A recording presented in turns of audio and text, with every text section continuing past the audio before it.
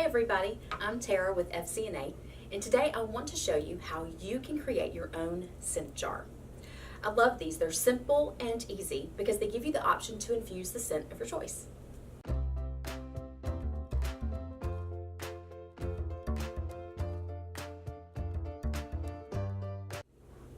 So today I chose an orange, lemons, and lime to scent my jar. What I'm going to do is I want to take the peeling from each of these and I'm going to layer it inside the jar to create the scent that I want.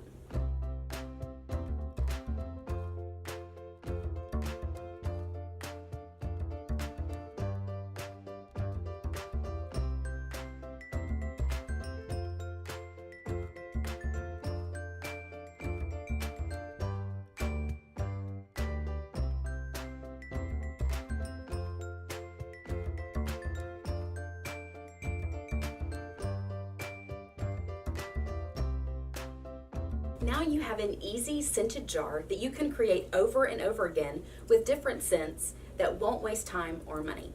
Thanks for watching, and I'll see you soon with more how-tos, fix-its, and money savers.